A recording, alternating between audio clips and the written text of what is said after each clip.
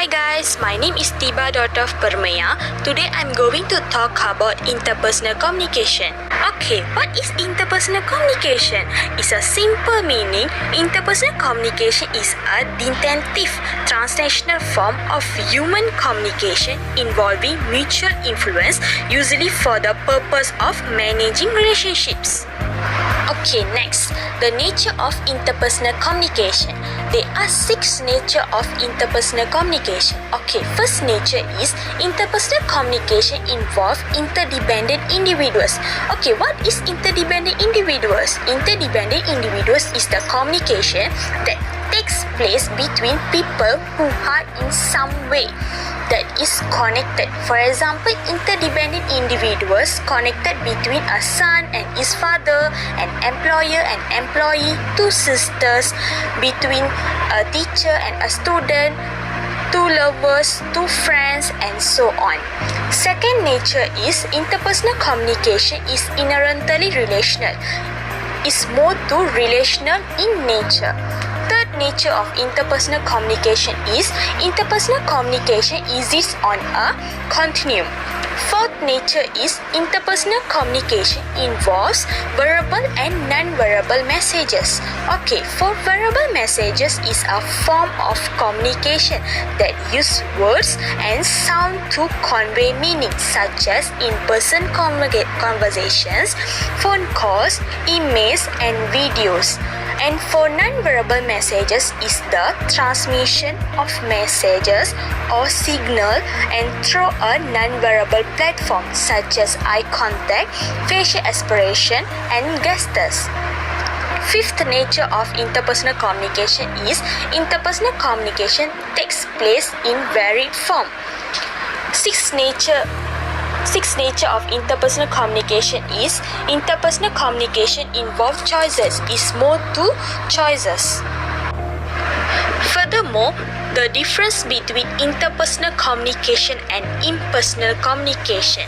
There are 3 differences between interpersonal communication versus impersonal communication. Okay, first difference is for interpersonal communication, people are treated as unique individuals, and for impersonal communication, people are treated as objects. Second difference for interpersonal communication is people communicate in either relationship. Is each person is treated as special and there is true dialogue and honest sharing of self with others. But for impersonal communication, people communicate in relationship is each person as a role to perform. There is mechanical still interaction rather than honest sharing of feelings. Third difference for interpersonal communication involve communicating with someone you care about, such as good friend or cherished family members.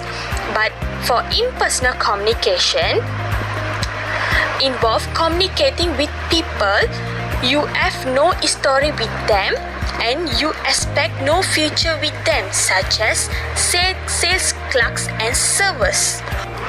Okay, next, the elements of interpersonal communication. There are 7 elements of interpersonal communication. Okay, first element is source. The source of message is the originator of the ideas and feeling expressed.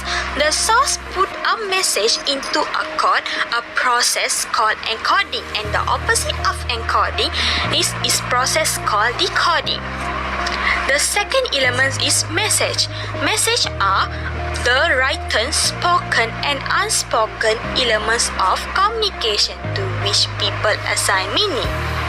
Third element is channels. The channels means the message is expressed to the receiver. When you receive messages through a variety of channels that include mediated channels such as text messaging, email, phone, video conference, Facebook, or Twitter. Fourth element is receiver. When the receiver of the message is the person who interprets the message and ultimately determine whether your message was understood and appropriate. Fifth element is noise. Noise is anything that interface with your receiving a message. Sixth element is feedback. Feedback is response to the message. Seventh element is context. Context is the environment that influences the form and content of messages. Last but not least, principles of interpersonal communication. There are 7 principles of interpersonal communication. Okay, first principle is interpersonal communication is a transactional process. Is communication mode to transactional process. Second principle is interpersonal communication serves a variety of purpose such as to learn, to relate, to influence, to play, and to help. These are the variety of purpose to communication. Third principle is interpersonal communication is ambiguous. Ambiguous is a condition in which a message can be interpreted as having more than one meaning. Fourth principle is interpersonal relationships may be symmetrical or complementary. For symmetrical relationship is when two individuals mirror each other's behavior. And for complementary relationship is when two individuals engage in different behaviors. Fifth principle is interpersonal communication refers to content and relationship messages. For content messages is messages can be referred to the real world.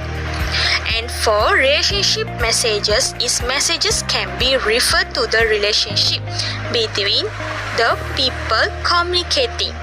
Sixth principle is interpersonal communication is a series of punctuated events. Is the tendency to divide communication into sequence of stimuli and response is called punctuation. Seventh principle is interpersonal communication is inevitable, irreversible, and unrepeatable. For inevitable is impossible to avoid communicating. Second, irreversible is you can't take a message back. Third, unrepeatable is you can never repeat exactly a specific message. Okay, that's all for my presentation for interpersonal communication. I hope you get some points from this. Thank you guys. Bye.